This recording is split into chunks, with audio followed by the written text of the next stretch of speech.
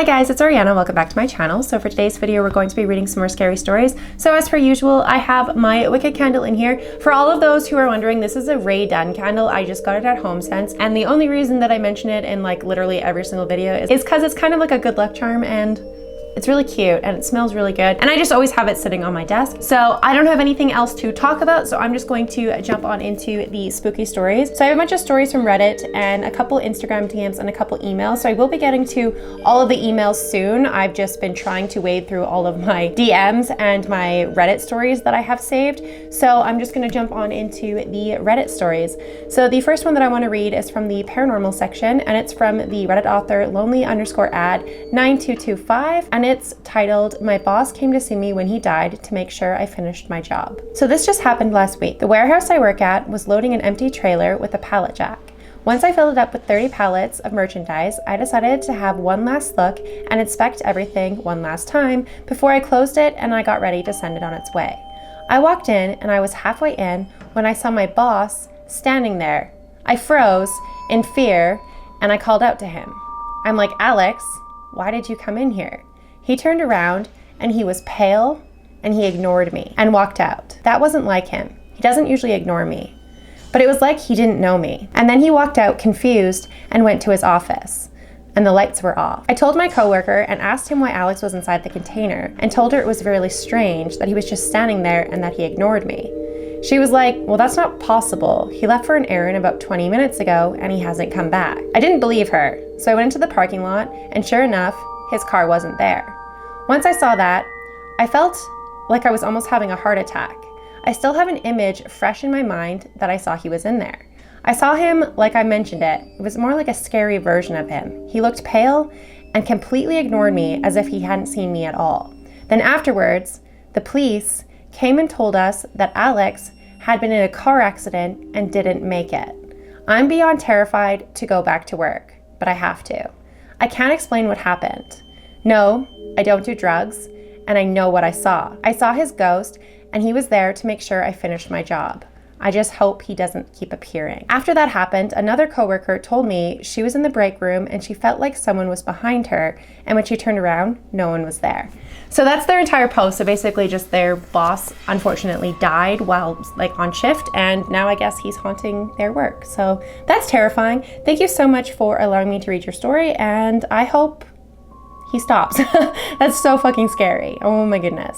So the next one that I want to read is a more of an encounter, and they were just kind of curious if anybody knew what they saw and what it was or what it could be. And it's from the paranormal section, and it's from the Reddit author angry_111, and it's titled "Strange Sighting in Olympic National Park." So I was just in the Olympic National Forest last night because I went to visit Forks.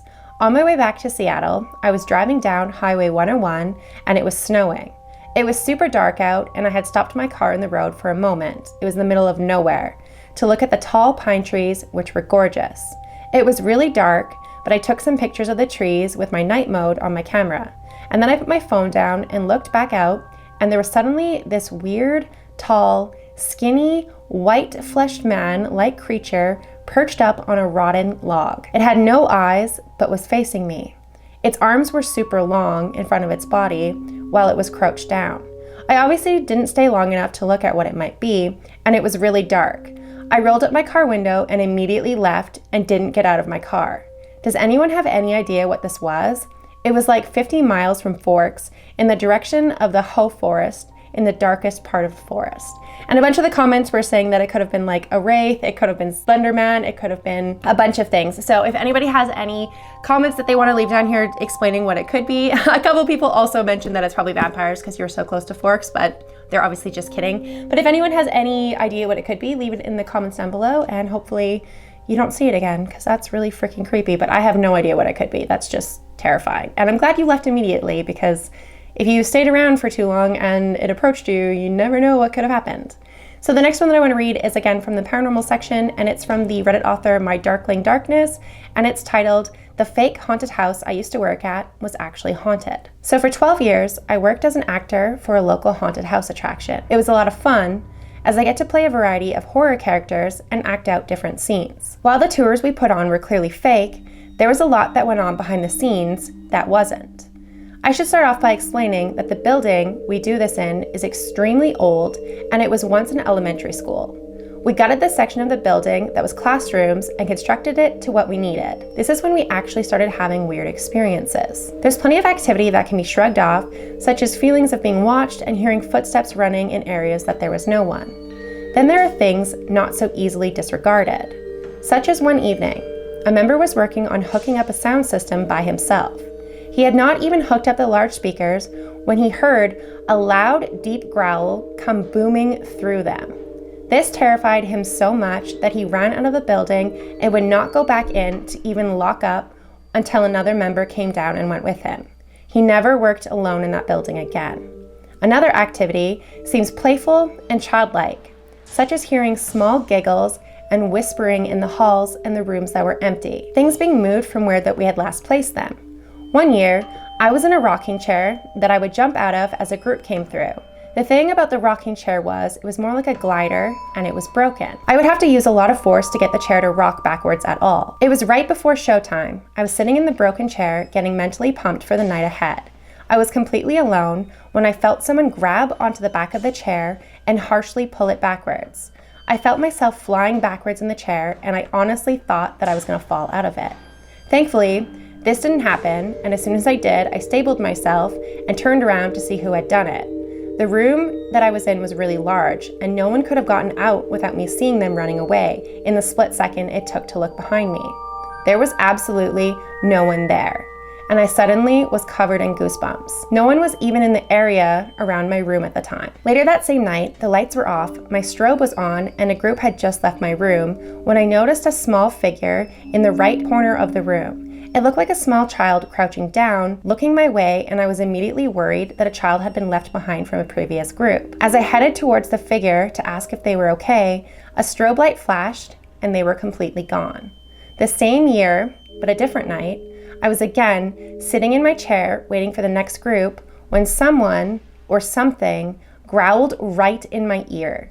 It was so loud that it caused my ear to ring, and when I turned around to see if anyone was there, I was again in an empty room. I changed rooms the next year, and I didn't really experience as much creepy phenomenon. There's not much history I've been able to find out about the building, but I'm so curious as to what could be causing all of the weirdness. This is only a tiny bit of what we experienced over the years working there, and I don't feel like it's going to be stopping anytime soon.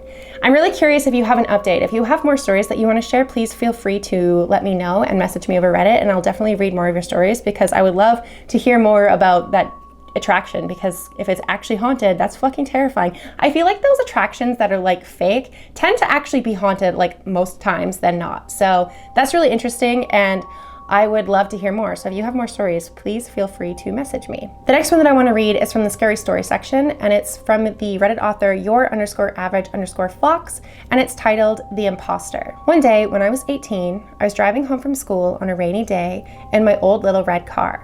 It sort of reminded me of a ladybug. But my mom said I needed a fancier lady name like Genevieve, so that's what we called it. It wasn't raining heavily, but it was still enough to get you soaked if you stood outside for too long. The weather was cloudy and somber on a mid-spring day where the grass was green and it was already starting to get warm, but still a little chilly enough to wear a thin leather jacket. The complete lack of wind making it feel humid and suffocating, almost like I was stepping out of a shower. It was already starting to get dark outside as my extracurricular art classes only ended at 6 p.m.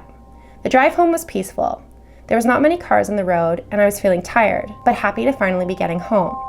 After about 30 minutes, I finally saw the familiar path on a small hill, leading the way to my neighborhood. I shifted into first gear as it was a narrow, steep road made of gravel and my neighbor's cats were known to jump out into the path unexpectedly, so it was better to drive slower. I pulled up into our driveway and parked in my usual spot, then grabbed my bag and stepped out of the car, locking it while observing the lavender sprouting out of the side of my staircase. I heard the house door open and my mom peeked out, then went onto the porch. "Hi, Mom," I smiled at her. "Would you stop that already?" She raised her voice, then made her way down the stairs towards me, not seeming to care about the rain. I just looked at her very confused. "Look, I don't know why you keep coming here, but I'm not your mom, and I want you to leave," she said sternly, sounding very upset. "What are you talking about? I live here," I defended myself. No, you don't. She was now standing right in front of me with her arms crossed. Leave and stop bothering us. Mom, stop joking. This isn't funny. I started to panic. What's wrong with you? She yelled. Then grabbed me by the shoulder and shook me. Snap out of it. You're not my daughter. You don't live here. I don't know you. Her voice started to break up as if she was holding back tears. This makes no sense. I've been here every day for the past 18 years, I cried. No, you haven't. Leave, or I will call the police. She let me go and started walking back upstairs. I literally have the keys to this house, Mom, I yelled after her, sobbing from all the confusion and shaking my key ring to get her attention. She glanced over her shoulder with a cold stare and said, Our house keys don't look like that. She entered the house and locked the door behind her, leaving me out in the rain, completely soaked. Has she lost her mind? What the hell am I supposed to do? Have I gone crazy? And that's how they ended the story. So I think that one is just a fake made-up story, but it is really well written and I really enjoyed it. So thank you so much for allowing me to read your story. Let's jump into the next one. So this one's from the paranormal section again, and it's from the Reddit author artistic-rip8184, and it's titled, I waited on my dead father in human form at a restaurant. So this happened a while back and it still creeps me out. I was hoping this counts as a paranormal experience because it's the most realistic one I've ever experienced. I've heard the dead can visit us in human form, but I've always wondered if it was true. I was waiting tables at a restaurant I worked at one afternoon, and I stopped by to greet a table that had an older woman and a man sitting together. When I spoke to them, the man was looking down, so I didn't really notice him right away. The woman ordered her beverage, and I asked the man what he would like to drink. He looked up at me and said that he'll take a Diet Pepsi. All I could do was stare. My dad passed away 26 years ago when I was a kid, but I swear on my life, the man sitting in front of me was the living, breathing version of him. Same face, same height, same build, same voice, even the same gold tooth.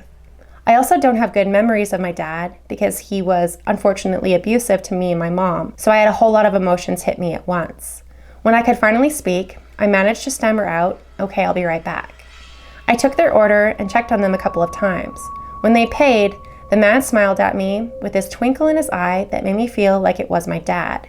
He thanked me, but when he did, he didn't say the name listed on my receipt, my given name. Instead, he used my nickname, but I've never told either of them my name at all. Holy crap, so clearly that's your dad. So that's terrifying, and that is just your dad come back in ghost form. That is terrifying. But thank you so much for allowing me to read your story, and let's jump into the last one. So the last one is from the Spoopy Cjades section, and it's from the Reddit author LindsayG_18, and this one's titled, My Paranormal Experience in My Childhood Home, Part 1. We moved into a house when I was about 3 years old, and my sister was 7. We shared a room and had bunk beds. This is important to note later. My grandmother went on a trip to Europe and brought back a clown doll that attached to a swing for my sister. The entire body is made of fabric, except for the head. It's made to be a ceiling decoration that you fasten to the ceiling. My parents put it up by the end of our beds. We could both see it. One night, my sister and I were in bed watching a movie before going to sleep when all of a sudden, the clown began to swing. It had never done this before, unless the window was open, and it wasn't. It started to swing and it would go faster and faster. And then the head turned towards us.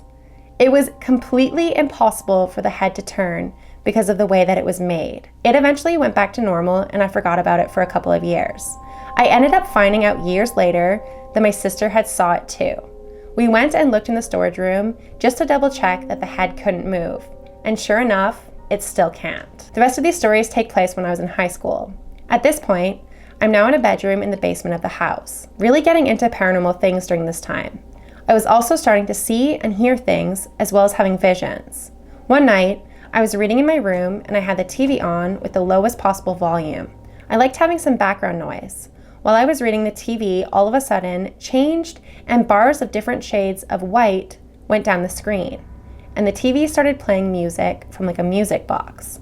It was frozen for about 10 seconds. But then went into action. I grabbed my phone to record it, and as soon as I did, it switched back to regular. Everything went back to normal, besides the usual shadows peeking from the end of my bed and walking across outside my door. This will be the last for this post. I'll definitely have to do a part 2. The story is a bit short, but probably one of the scariest I've ever experienced in this house. So I was washing my face at the end of the night. The bathroom was right outside my bedroom in the basement. I always kept the door open because I was the only one with a room down there. I had my face down towards the sink while I was rinsing it out, and as soon as I looked up in the mirror, the door slammed shut behind me. I immediately went to open the door, and it wouldn't open. It had an old door handle that was tricky. I finally got it open, and there was no one there. But it couldn't have been anyone because the door swings into the bathroom when it's open. So I would have seen an arm in the mirror when it had shut. I'm still trying to wrap my head around that one to this day. Anyways, that's all for now. And they're gonna create a part 2. So if they create a part 2, I'll definitely read more of their stories because those sound freaking terrifying. I don't like it when things like in your house, when you're like home alone or when you're in like an area of your house all alone and things just like slam or move or like you hear things. I hate it. I'm a big chicken and I fucking hate all of that. That is fucking terrifying.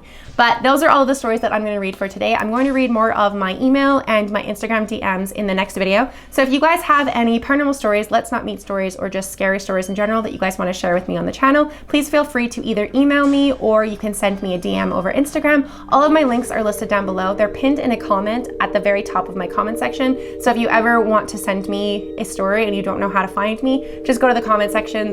All my information is pinned there. And if you guys made it to the end of the video, please leave me your favorite flower emoji. Thank you so much for watching this video. If you guys did enjoy this video, please make sure to give it a big thumbs up. Don't forget to hit the subscribe button down below for more content like this, and I will see you guys at the next video. Bye.